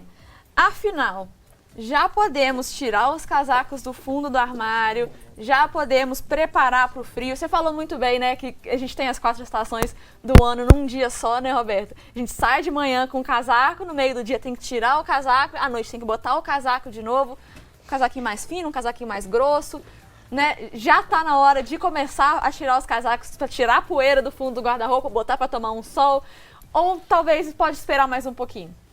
Bem, eu já tirei. Já estou aqui de manga comprida, enfim, isso é bem particular, né? A sensação, né, térmica, a sensação do frio, ela é particular a cada indivíduo, mas é óbvio que em algumas condições de frio mais intenso, a gente tende realmente a tirar os casacos. E sem dúvida, né, a gente no outono já iniciam a entrada dessas frentes frias de forma mais frequentes e jogando aí temperaturas mais baixas. Isso quer dizer, por exemplo, de ontem para hoje a gente teve uma queda de 10 graus, né, e por isso a gente tende a sentir mais. Então a probabilidade de a gente precisar dos casacos, principalmente no período da manhãzinha e à noite, é muito alta no outono. Cássia, eu gostaria de agradecer a sua participação aqui hoje. Faz parte, né? É natural essas mudanças e elas têm que acontecer. A gente só espera mesmo que essas características continuem preservadas, né? Porque, infelizmente, como a gente viu, essas mudanças climáticas têm influenciado, né, nessas características do outono. Vamos ver, então, como que vai ser esses próximos meses, mas muito obrigada pela sua participação aqui hoje. Eu que agradeço, né? É bom passar um pouco esse conhecimento que a gente tem de forma muito científica dentro de uma linguagem que as pessoas consigam aí compreender. Muito obrigada. E a gente vai para um rápido intervalo. Ainda tem Bora Hangar e resenha esportiva com o Gabriel Luterbach, então não tem como perder, né? A gente vai para um rápido intervalo e volta já já.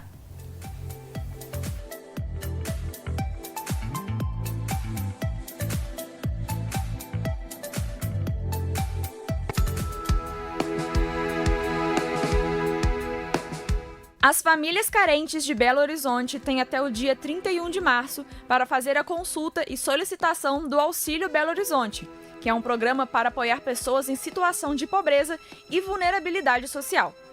As famílias aptas devem acessar o site Auxílio BH e informar o nome e o CPF do beneficiário.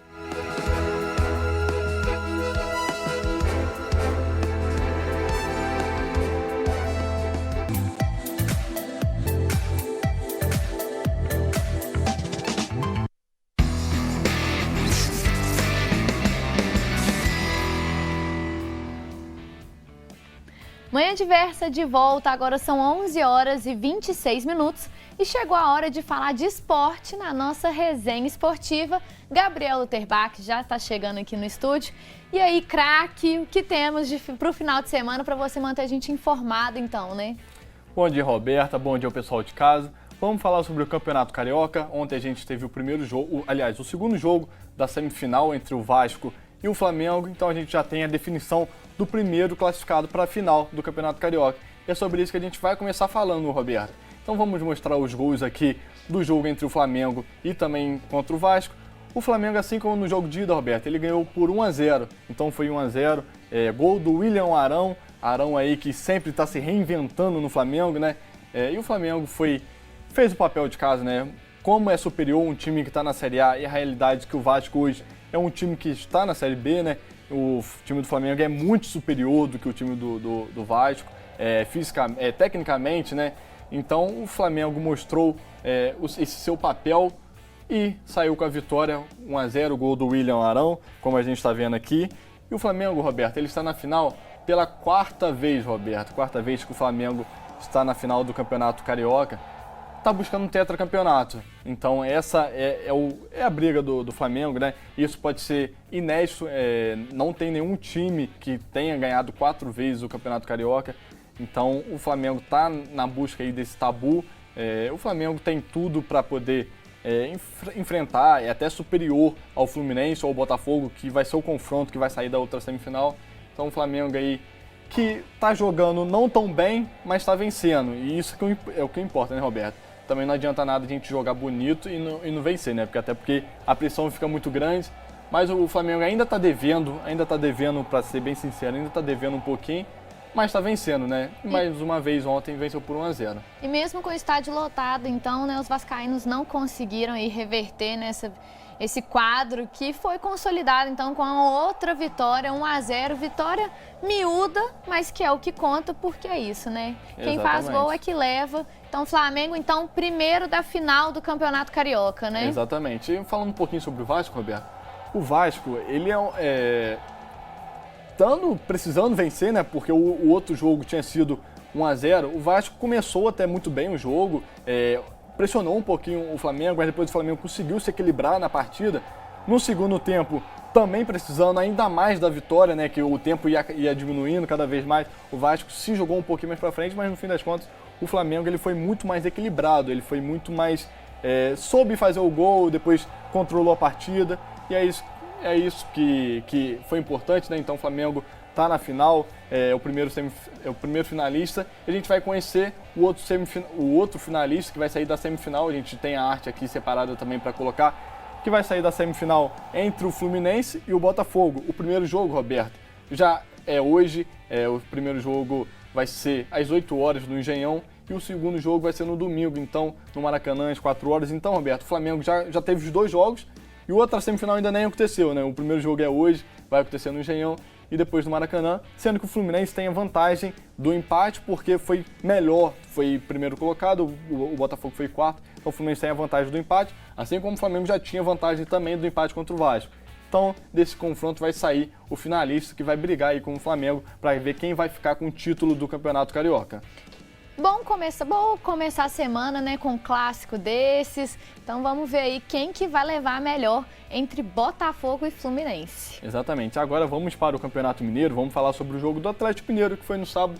O Atlético Mineiro ganhou por 3-0. Roberta, ai credo, o Galo ganhou mais uma vez. É o que estão cantando em Minas Gerais, é o que estão cantando em Belo Horizonte. O Atlético Mineiro mais uma vez venceu, foi bem superior, não tomou sustos, né? E foi com um time alternativo que o Atlético Mineiro conseguiu essa vitória. A gente viu aí um belo passe do Guga para um gol do Sacha, um gol bem legal, né? Uma bem jogada bonito. Aí, um passe que o Guga achou.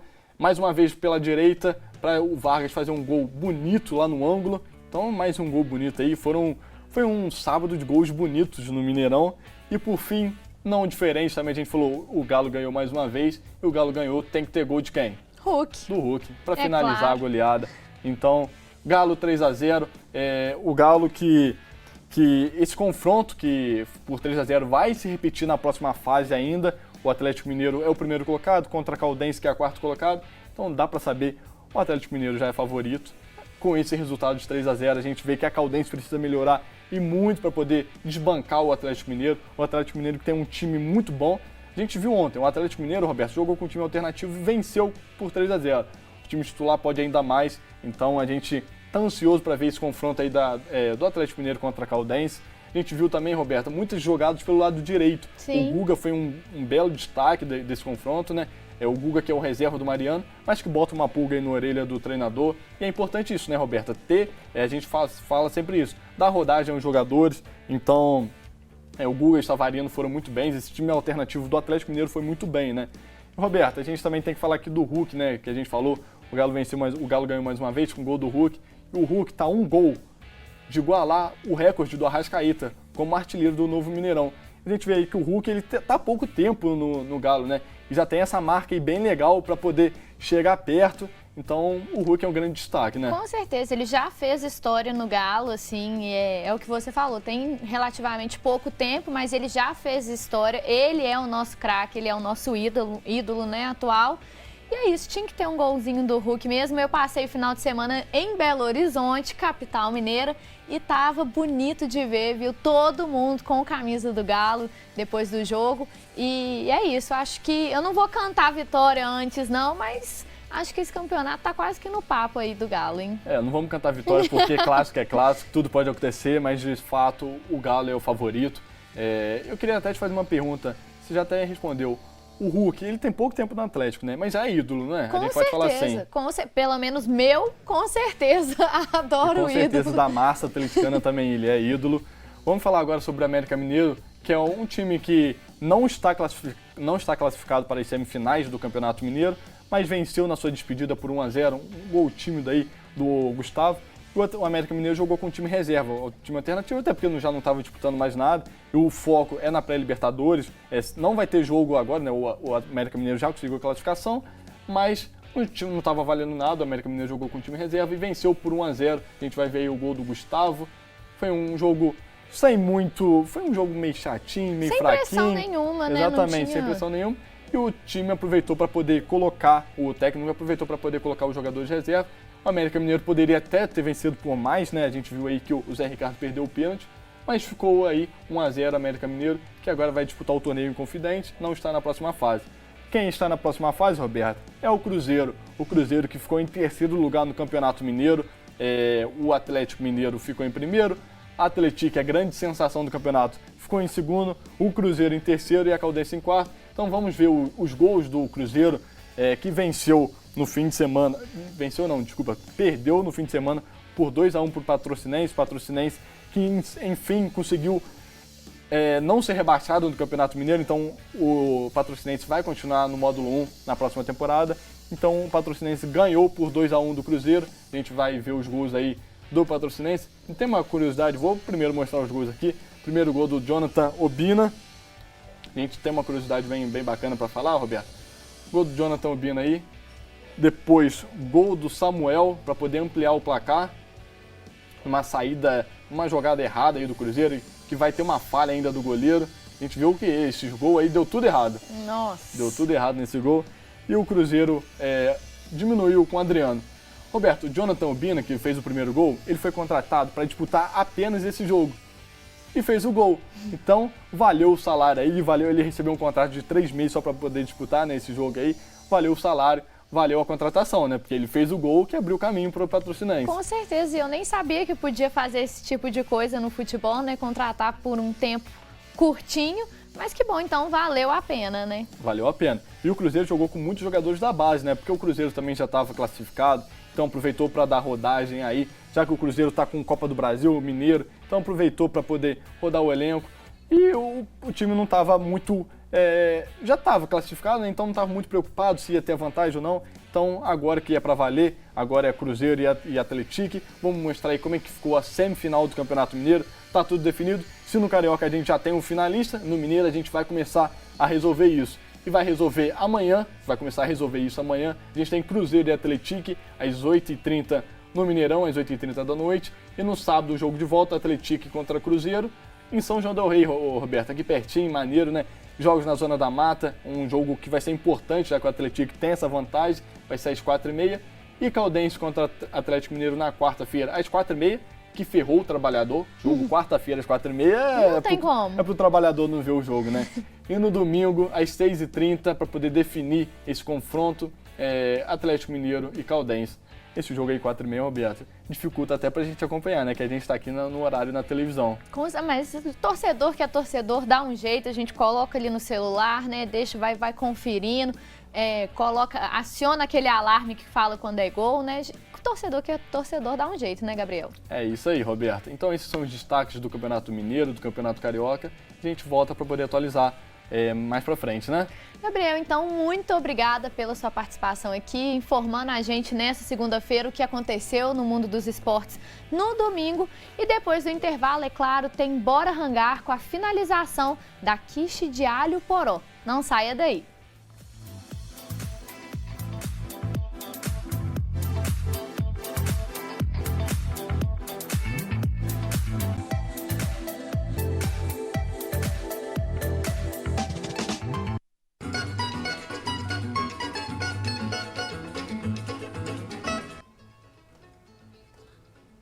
Vinheta no ar, você já sabe que está na hora da gente voltar lá para a cozinha, onde o chefe Arthur Veloso está preparando uma deliciosa quiche de alho poró. Vamos então colocar o Arthur no telão. Então, Arthur, você caprichou na escolha da receita, porque o alho poró é um ingrediente, né, diferenciado, tem aquele sabor maravilhoso. Então, assim, gostei dessa opção de quiche, porque geralmente a gente tem os sabores tradicionais, né, queijo, então eu acho que o alho poró dá uma diferenciada mesmo, né? Sim, tradicionalmente queijo e bacon, que é a quiche Lorraine. A Michelle soprou aqui no meu ouvido, a nossa diretora, falou que gosta muito de uma quiche caprese, que aí é com tomatinho, manjericão, mussarela, também deve ficar uma delícia. Eu nunca comi dessa não. Cebola caramelizada, tem vários recheios aí que a gente pode caprichar, que dá certo, que fica super legal. Eu assumo que o meu recheio preferido é o que você está fazendo hoje de alho poró, então já fica aí também, né, pro pessoal de casa fazer em casa, porque é uma delícia esse recheio. Eu amo o gosto de alho poró, né, nas coisas. Então bora hangar, bora finalizar essa receita. Bora lá então. Sejam muito bem-vindos mais uma vez aqui à Cozinha do Manhã Diversa, agora voltando para finalizar quiche de alho poró. Eu sou o chefe Arthur Veloso, no Bora Hangar de hoje você está aprendendo essa receita. Então, ó, papel e caneta na mão, celular para tirar a foto da tela, que a gente vai colocar para vocês os ingredientes dessa delícia. Para fazer a quiche de alho poró, você vai precisar de 500 gramas de farinha de trigo, uma pitada de sal, 200 gramas de manteiga sem sal gelada, uma gema, 100 ml de água gelada, isso para massa. Para o recheio, 2 xícaras de chá de creme de leite fresco, 4 ovos, 1 ramo de alho poró picadinho, 1 xícara de chá de queijo meia cura ralado grosso, noz moscada ralada na hora a gosto, sal e pimenta do reino moída também a gosto. Vamos lá então, ó, no primeiro bloco a gente fez a massa, né? Misturamos todos os ingredientes ali com a manteiga gelada, que é muito importante, cortei ela em cubinhos para facilitar. água gelada também. E aí a gente misturou, fez aquela bolinha, levou para a geladeira para descansar pelo menos 1 hora. E depois é só passar para uma forma. Aqui a gente está usando essa forma de fundo removível, não precisa untar. E aí a gente leva ela para dar uma pré-assada. Antes de levar ela no forno, eu esqueci de falar isso, ó. A gente tem que dar umas furadinhas nela com o garfo, tá vendo? Observa aqui, ó, vou botar ela aqui no meio para dar para ver direitinho, ó, que ela tem uns buraquinhos, tá vendo? Para que é isso? Para ela não inchar, não inflar no forno. Então faz esses buraquinhos, deixa ela pré-assando 10 minutos. É só para ela impermeabilizar, para na hora que a gente colocar o recheio aqui, que é um recheio líquido, ele não se misturar com a massa, tá? Então a gente dá essa pré-assada, ela vai ficar assim, ó. Tá vendo como ela tá mais branquinha? Ela tá super firme. E olha aqui, ó, ela corre aqui, ó. Tá vendo? Não agarra nada. Então a gente vai agora pro recheio. A gente vai começar, ó, quebrando os ovos separadamente. Sempre muito importante isso, né? Pra gente evitar de perder qualquer ingrediente. Se tiver algum ovo estragado, a gente joga ele fora e continua sem problema. Se eu quebro um ovo estragado ali dentro, aí você já sabe, né? A gente põe tudo a perder. Então, 4 ovos. Muito simples essa receita, tá, gente? A parte aqui, ó, do recheio é muito fácil. No liquidificador mesmo você faz. A gente está usando creme de leite fresco, tá dando preferência para o creme de leite fresco, que tem um percentual de gordura um pouco maior, vai ficar um pouco mais cremosa. Mas se você quiser fazer com creme de leite de caixinha, tá liberado, tá? Hoje pode. Nessa receita não vai fazer diferença. Você pode usar o creme de leite de caixinha. Ó, eu vou só misturar todos os ingredientes aqui, os ovos, o creme de leite. Vou colocar aqui, ó, uma boa pitada de sal. Sem exagerar muito no sal, porque a gente vai colocar queijo aqui, né? O queijo tem sal, então se você colocar demais, vai ficar salgada a sua receita. Pimenta do reino e noz moscada, que vai dar um gostinho super especial para a nossa receita. Eu só vou colocá-la para bater aqui. Enquanto isso, eu vou chamar lá no Estúdio 1 Mariana Zacaron, Roberta Hello, que tem o jornalismo, né, que vai passar o boletim aí com as informações. É isso aí, Arthur. Eu vou lá para a redação rapidinho conversar com a Renata, que está esperando a gente para passar as informações principais do jornalismo de hoje, né? Cadê a Renata? Renata, bom dia para você. Fala com a gente qual que é a notícia de destaque dessa segunda-feira. Oi, Mariana. Bom dia, Roberta, a todos e a todas que assistem ao Manhã Diversa nessa segunda-feira. Bom, vamos falar sobre uma notícia que está repercutindo, né, nacionalmente, que é Petrópolis, né? As chuvas que atingiram Petrópolis novamente. Começou na tarde desse domingo, né, na tarde de ontem, se estendeu aí pela madrugada. E parece um déjà vu, né, meninas? Mas realmente, assim, fez estragos em Petrópolis novamente, né? Depois aí de depois de 1 mês e pouco, né? São 34 dias depois daquela tragédia que matou aí mais de 200 pessoas. Dessa vez, a Defesa Civil já notificou 5 mortes e 4 pessoas estão desaparecidas por conta dessa tempestade, então, que começou ontem. A gente tem umas imagens aí que a gente está mostrando, inclusive, né, das chuvas, o que causou em Petrópolis, alagamentos, de uma imagem muito impactante que está passando também aí para os telespectadores, de cruzes, né, que foram arrastadas pelas enxurradas. O que são essas cruzes? São uma homenagem às outras 233 vítimas da outra tragédia, né, da outra tempestade que atingiu Petrópolis. Elas foram arrastadas, então, por essa enxurrada, né? Uma imagem impactante, mas, ao mesmo tempo, também muito simbólica. Carros também foram arrastados, as casas também ficaram quase que submersas por conta da chuva que atingiu Petrópolis também. Muitos objetos pessoais de lojas também foram arrastados pelas enxurradas.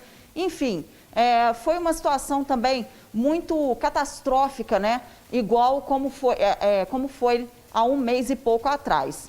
Agora, né, claro que aquela outra tragédia, né, por conta do Morro da Oficina, matou muito mais gente, dessa vez nem tanto, mas também fez estragos, né, provocou muitos prejuízos lá em Petrópolis. A gente está vendo também uma senhora que pedia socorro também dentro de casa, não estava conseguindo sair, com a água quase que na cintura. Muitas pessoas tentando, né, salvar os pertences por conta das enxurradas. Enfim, gente, uma cena assim lamentável novamente, né, em Petrópolis. que essa cidade serrana imperial também, que a gente gosta tanto aqui perto de Juiz de Fora, né? Enfim, a gente não queria que essas águas de março aí que fecharam o verão, né, gente, como dizia Tom Jobim, que fosse tão catastrófica assim como foi lá em Petrópolis, né, meninas? Com certeza, mas a culpa não é do outono, a culpa é sim do governo, né, do poder público, que não fez nada para tentar solucionar esses problemas, porque não é novidade para ninguém que Petrópolis sofre com esses períodos de chuvas mais fortes, né? Então, assim, infelizmente, a gente está vendo de novo a população sofrendo, seja perdendo vidas, perdendo amigo, perdendo parente, seja perdendo coisas, né, materiais que construiu aí, talvez demorou a vida inteira para construir e que a chuva está levando tudo. Então fica aí essa reflexão para a gente fazer e principalmente de cobrar, né, que algo seja feito efetivo para essa população. E Renata, quais são então os destaques, né, do jornal de hoje mais tarde? Vamos lá, Roberta, a gente vai atualizar as informações, né, dessa tempestade que atingiu mais uma vez Petrópolis. Como eu já havia falado, por enquanto são 5 pessoas, tomara que não aumente, né, mas são 5 pessoas mortas e 4 desaparecidas. A gente vai atualizar então essas informações no nosso jornal. A gente vai falar também sobre a polêmica envolvendo o Telegram, né, porque o ministro do STF, Alexandre de Moraes, ele bloqueou, né, o Telegram por conta de mensagens, enfim, de ódio, né, que estavam sendo suspeitos aí durante as mensagens do aplicativo. Esse bloqueio, na verdade, ele foi revogado, né? O Alexandre de Moraes suspendeu esse bloqueio depois que o Telegram conseguiu, né, assumir aí as regras, assumir a responsabilidade e também cumprir as regras que o ministro do STF exigiu que fossem realmente cumpridas. Vamos mostrar também o aumento da síndrome respiratória aguda grave que está atingindo crianças, tá?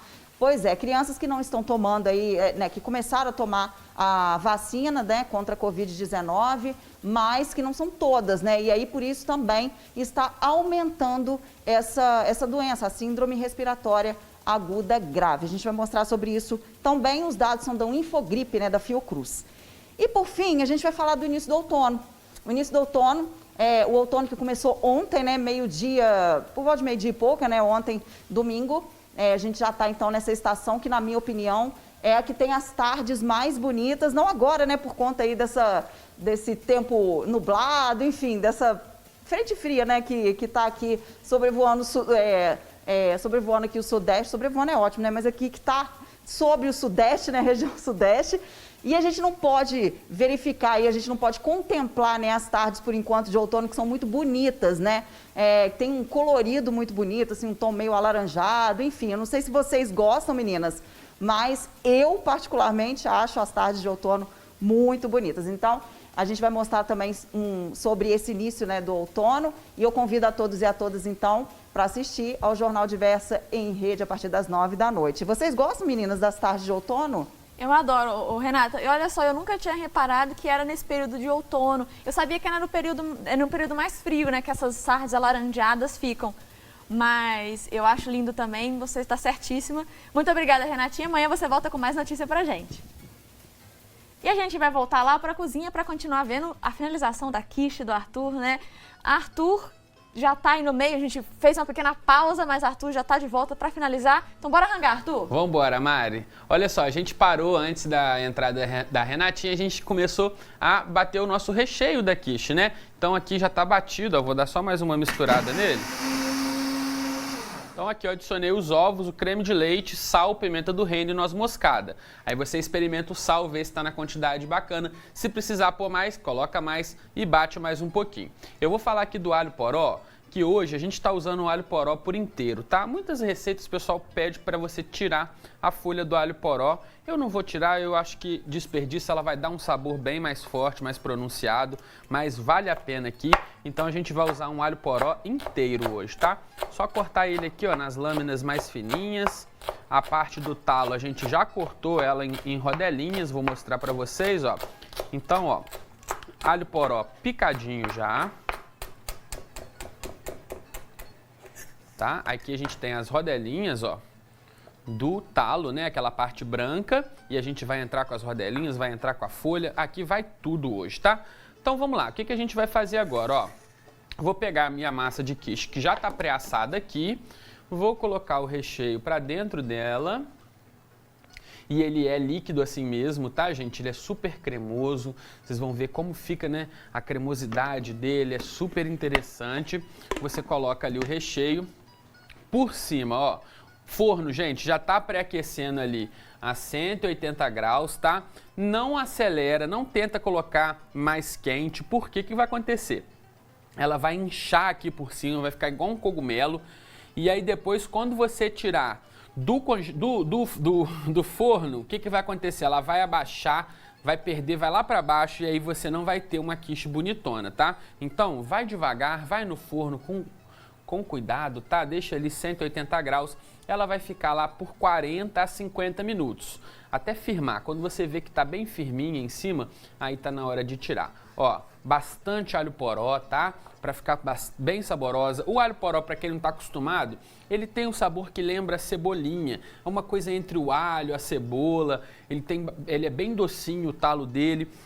Então ele é diferente do que a gente está acostumado, mas como eu já falei, você pode adaptar o sabor para o que você encontrar, às vezes na sua cidade, né, não tem acesso a um alho poró, mas se bem que ó, o alho poró, apesar de ser um pouquinho mais caro, você corta aquela parte de baixo, ele não vem com umas raízes, aquela raiz você corta o bulbo com 2 dedos assim, enterra na terra, ou então deixa brotar na água e aí você tem alho poró para sempre. Quando você for colher, você colhe sem arrancar ele e aí ele cresce de novo, uns 15 a 20 dias você já tem alho poró para usar. Olha aqui, ó, agora eu só vou colocar o queijo. Eu estou usando o queijo Minas meia cura ralado aqui. Você pode optar pelo parmesão, que é o tradicional, tá? Mas, veja bem, mussarela também, mas o queijo Minas, por que eu vou optar aqui pelo queijo Minas meia cura? É muito mais fácil a gente encontrar um bom queijo Minas meia cura, que vai ser mais barato às vezes do que um queijo parmesão de baixa qualidade. E aí um parmesão de baixa qualidade, ele vai ser muito ácido, muito salgado, você vai estragar a sua receita. Então, já que a gente está em Minas Gerais, a gente tem vários queijos Minas muito gostosos, vai no queijo Minas meia cura ou então no queijo Minas curado, que vai ser sucesso, tá certo? A gente vai levar ali no forno, ela vai lentamente, de 40 a 50 minutos assar, o queijo vai gratinar, e aí ó, você vai tirar ela do forno uns 10 minutinhos antes, eu já tenho uma pronta ali, vou mostrar para vocês. Ela tem que dar uma esfriada antes de você desenformar e partir ela. Vou te mostrar como que ficou a minha. E aí para desenformar, vou ensinar um truque legal. A última vez que eu fui desenformar uma torta aqui, né, usando esse fundo removível dela, né, de fundo removível, eu fiz um acidente, eu cheguei a me queimar, ainda tem a marca até hoje aqui, ó. Mostra aqui, João Paulo. Essa marquinha aqui, não sei se está dando para o pessoal de casa ver, ó. Isso aqui foi eu ao vivo aqui, me queimei com uma torta. E aí hoje eu não vou me queimar, hoje eu vou trazer um truquinho para o pessoal de casa, ó. Eu peguei essa tigelinha aqui, que ela, tá vendo? Ela tem uma boca grande, ela tem altura aqui que dá para eu tirar a massa. O que eu vou fazer? Eu vou pegar a minha luva, porque tá quente, né? A minha massinha, por mais que eu tenha deixado aqui a minha forma esfriando um pouco, ela ainda tá um pouco quente. Mas eu vou aqui pegar com a luva, ó, e aí a gente vem aqui, olha só como ela sai fácil, viu? Hoje sem queimadura, hein, João Paulo? Agora foi, ó. Vou pegar essa boleira aqui, né, de pé, que é super bonita, e a gente vai colocar ela em cima da boleira. Deixa eu ver, já consigo pegar com a mão aqui, olha aí. A nossa quiche prontinha para ser consumida. Olha como ela ficou bonita, o queijo em cima gratinou. Quando você for tirar ela do forno, ó, você vai com o dedo assim, dar uma olhada e ver se ela já está firminha, igual a minha assim, tá vendo? Ela tem que sair do forno assim, já firme. Ela ainda vai estar um pouquinho mais líquida, mas conforme ela esfria, ela já fica aí firme. Gostaram da receita de hoje? Ó, continua acompanhando Amanhã Diversa. A gente está de segunda a sexta-feira aqui, trazendo receitas diferentes para vocês. Essa semana está super especial. Tem muita coisa boa por vir. Amanhã eu vou trazer um clássico italiano, não vou contar o que é agora, aposto que vocês vão gostar. Eu vou servir o meu pedaço aqui, e aí, ó, você me segue lá no Instagram, porque se você fizer essa receita, vou ficar muito feliz se você me marcar, tá? @chefarturveloso. posta foto, me marca, quando tiver também alguma sugestão, se quiser tirar alguma dúvida, pode me perguntar lá. Eu tenho um abraço para mandar aqui, ó, vou pegar meu celular para eu poder colar aqui, que eu recebi uma mensagem muito fofa esse final de semana, quer ver, ó, lá de Belo Horizonte, ó, deixa eu encontrar aqui, vamos lá. Lá de Belo Horizonte, eu não estou encontrando, infelizmente. Peraí. Bom, eu sei que o Theo tem 2 aninhos e o pai dele é o Thiago, tenho certeza, só que eu não tô lembrando agora o sobrenome.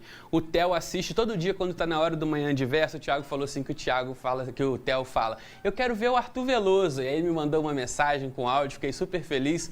Um beijo pro Theo. Theo, espero que você esteja aprendendo a cozinhar comigo. Ainda não tá na idade, mas quando tiver, quero ver fazendo as minhas receitinhas. Ó, vou pegar aqui uma fatia dessa quiche, ó, com cuidado para mostrar para vocês como ela fica por dentro, ó.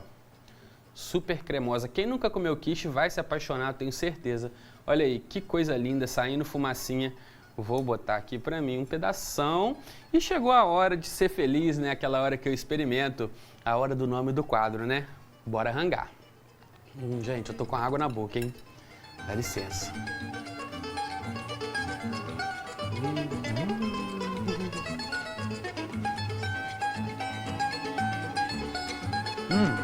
Que delícia. Sério, faz em casa, não passa vontade não. Tenho certeza que você não vai se arrepender, tá certo? O Bora Rangar de hoje vai ficando por aqui. Tem muita coisa boa aí pela semana. Fica ligadinho na gente. A gente volta com receita boa. Vou voltar lá no Estúdio 1. Mariana Zacaron, Roberta Hello. E meninas, especial pra vocês hoje, em Segunda Sem Carne, hein? Arthur, ainda bem que essa receita tá terminando no último bloco, porque a gente vai encerrar o programa aqui e já vai correndo aí pra comer. Então vamos finalizar o programa, né, Roberto? Isso aí, Mari. O Manhã Diversa tá terminando, então muito obrigada pela sua companhia, pela sua participação nessa segundona aqui com a gente. Então a gente começou a semana do jeito que a gente gosta, né? E não se esqueça de ficar ligadinho no nosso site e também nas redes sociais da Diversa. É isso aí. Por lá você fica sabendo dos temas da semana, pode mandar suas perguntas pros nossos entrevistados e também rever os conteúdos do nosso programa que você mais gostou. Fique agora com o programa Duas Rodas e logo mais às 9 da noite tem o Jornal Diversa em Rede. A gente volta a se encontrar amanhã a partir das 10 horas da manhã, então até lá!